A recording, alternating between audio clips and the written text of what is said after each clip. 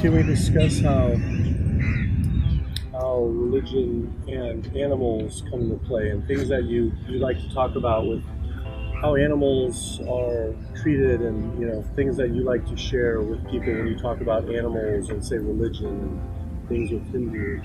Uh, can you share things?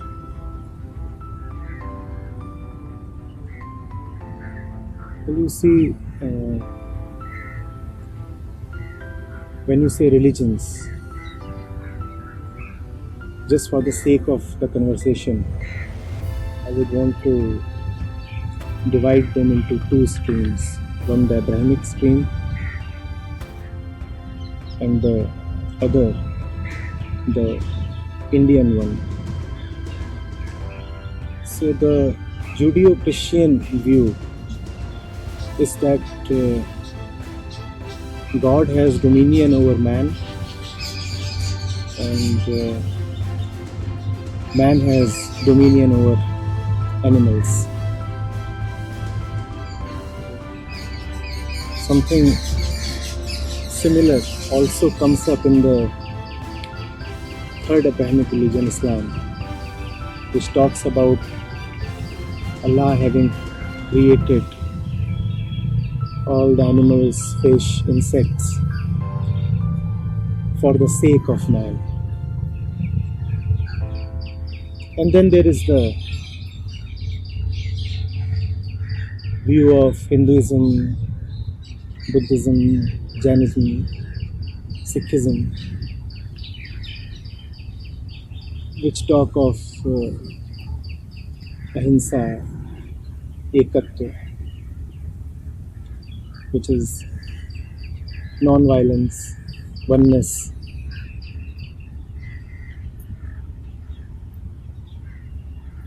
But I'm not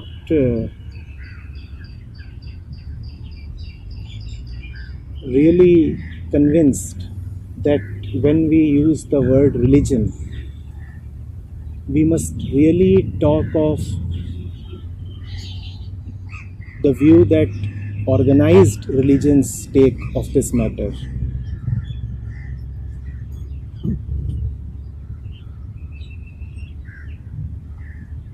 The moment religion is organized, it becomes something man-made. So I'll take your question to mean that we want to talk about religion as such, man, animals, man's inner world, and man's relationship with the so-called outer world, including animals. So there is man, and man lives according to himself in this so-called universe.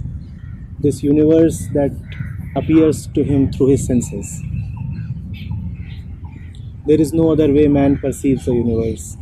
He perceives it through his senses and he interprets it through his reason, through his intellect, and through his knowledge and memory.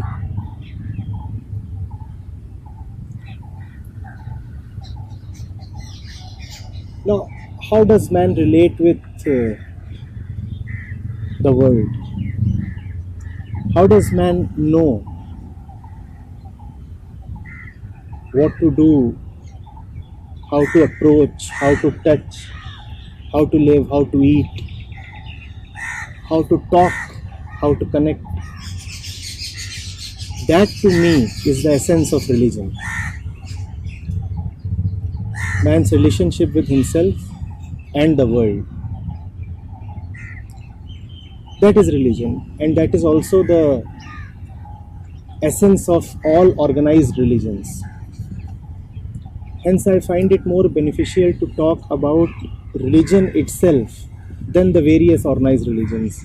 I have named just 6 in the course of this talk, but as you of course know, there are hundreds of them, and would be more useful to directly go into the one rather than the hundreds and get lost in the maze. That's not very useful. So, man's relationship with the universe. See, how do I look at anything, anybody? Depends on how do I look at myself.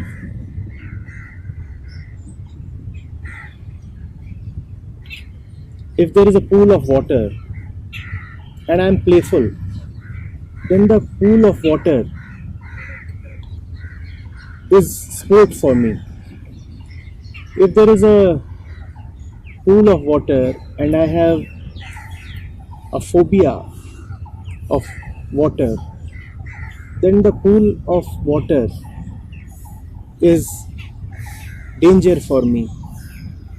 If there is a pool of water and I am thirsty, then the pool of water is physical sustenance and survival for me. So depending on who I am and depending on what my concept is, self-concept and self-worth, I take a view of the world. Now if I am someone who is always feeling incomplete within himself, if I am someone who exists in order to take something, snatch something, extract something from the universe in order to fulfill himself, then my view of the universe will be very utilitarian, rather exploitative. So there is that little squirrel there. Even as we talk, she is there with her tail up. How do I look at her? How do I look at her? I could look at her as food, if hunger is what I most identify with. I could look at her as a companion. Whatever is the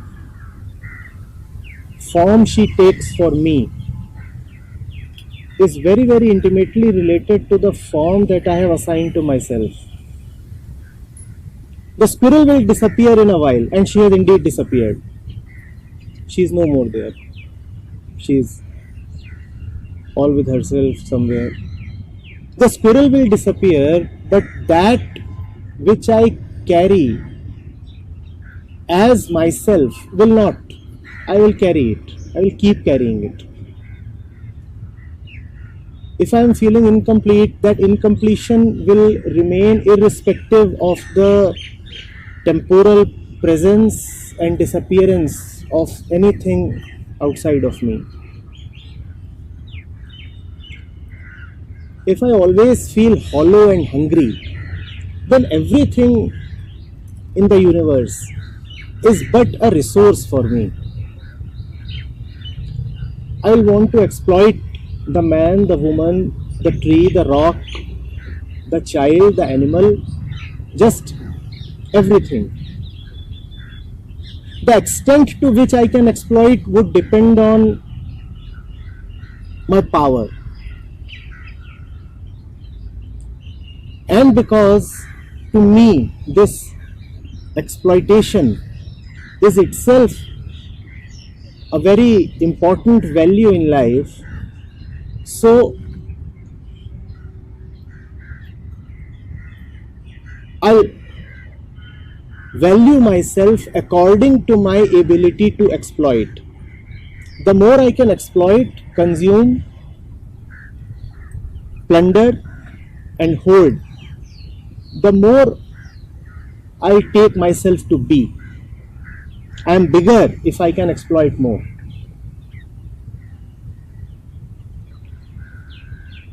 I am higher, I am more worthy, more respectable if I can draw more from the universe. If everything that I have collected as resources as usables are bigger, more numerous,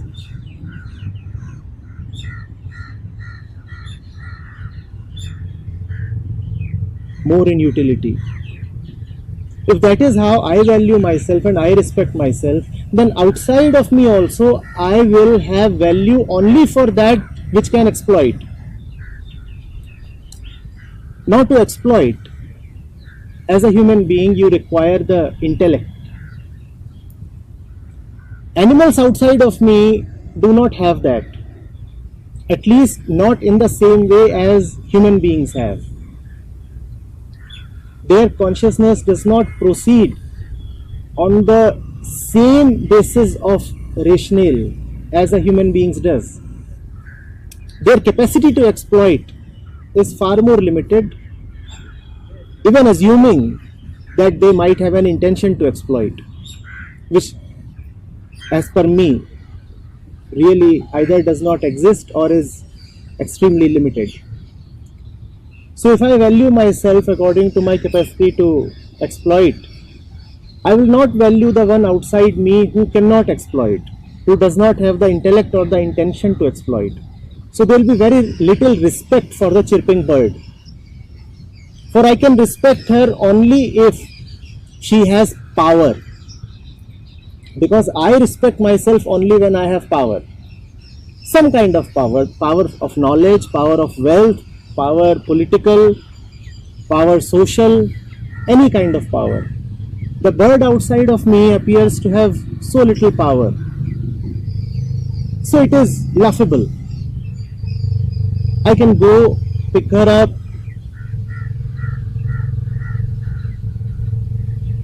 do whatever I want to do with her. Now, if this is how man relates with animals, then man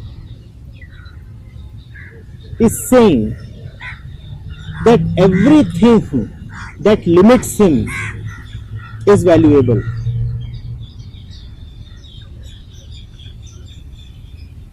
We are on the issue of religion. So we have to go into that which we call as an immensity, as God. Now man is proud of his intellect. All exploitation proceeds on that. And in fact, one of the reasons why animals are taken as fit for exploitation is that they really are not rational beings. So it is said that we can do as we want to do with them because they are lesser beings. Having an intellect, does it really make man superior to animals? Yes, of course, the dog cannot read. Yes, of course, the dog cannot comprehend our books and our knowledge. But if all reading and all knowledge is for the sake of peace, is for the sake of a great silence, then please tell me whether man's intellect and knowledge are indeed able to deliver the goods. Knowledge is limited, intellect is limited, knowledge always consists of objects and every object has a boundary. If the purpose of life and if the purpose of religion, because we are on the issue of religion, and if the purpose of religion is to be one with God, then the purpose of religion is to drop all that which is limited because God is unlimited. As long as you identify with that which is limited, there is no question of unity with God. Intellect is limited, and intellect prevents man from closeness with God. You cannot intellectualize your way to silence. I want to now ask, what is closer to goodness and godliness? Man's intellect or the simple innocence of animals? Now we have come to a point where we can also look more sharply at the view that man is superior to animals and that man has dominion over animals. I have repeatedly said this and would repeat once again. Is man really superior to animals? If God stands for innocence, then animals are closer to God. If God stands for a simple surrender to the flow of life, then animals are closer to God. If God stands for a basic ability to trust, then animals are closer to God. If God stands for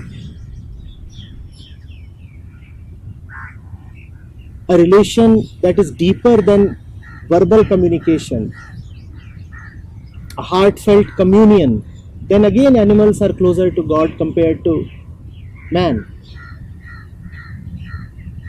But man will live in his self-centered consciousness. Man will say that my greatest asset is my intellect because it helps me do a lot of things with the world. And if man's greatest asset is his intellect,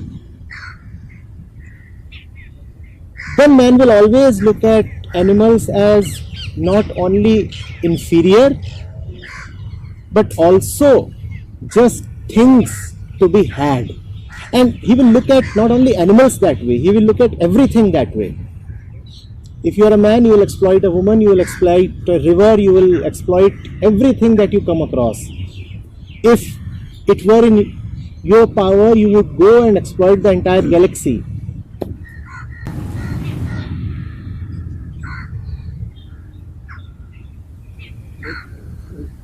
So, actually, real quick to wipe off your drive.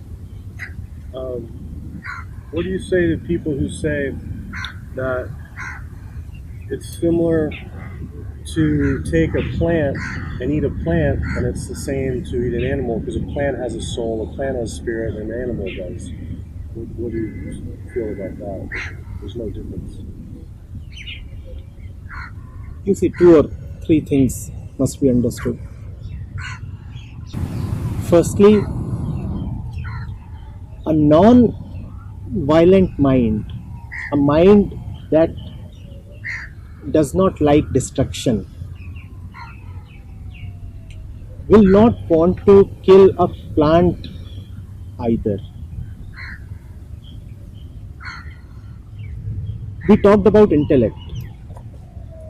Man's basic violence starts from agriculture itself, organized agriculture itself. When man started utilizing and exploiting plants, it is one thing to be one with a plant, to be a part of its ecosystem and take something from it. And it is a totally different thing to cultivate a plant. The way a squirrel or a monkey connects to a plant or a tree is very different from a way a farmer connects to his crop. So someone who does not want to look at the universe as a resource will not want to kill or consume anything. And when I say consume, I mean consume in a violent way.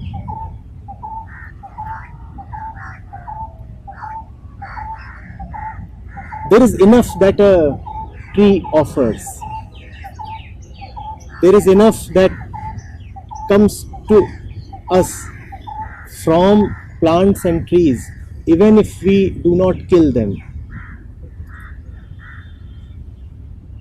In fact, if you see, when a fruit drops from a tree, the tree in some way wants that the fruit be consumed. When you pick up the fruit, when you consume it, the seeds actually get spread through you. You are being one with the plant, you are actually fulfilling the tree's wish. If you do not pick up the fruit and eat, then it's not a favor to the tree, then it is indifference. The moment I say this, the question of feeding the 8 billion people of the world immediately crops up, and hence this view will appear as impractical. This appears as impractical only if, first of all, you are centered around the view that the earth must have 8 billion people, 8 billion human beings. These 8 billion human beings exist only because they have taken a path that is not really the path of the heart. Otherwise, nature knows what is the right number, the right cap on the existence of any species. This man can exist even without harming trees and plants, let alone animals. It is possible, but that will be a totally different kind of humanity. And I'm pretty sure that when man lives that way, then to sustain 8 billion people in that way will not be possible. You may immediately retort that this way is then very, very difficult. I would say it is very valuable. It is very valuable because, as far as life is concerned, it is not the numbers that count. Something else is far more important than numbers. That particular silence in being, that particular love in relationships, that particular peace.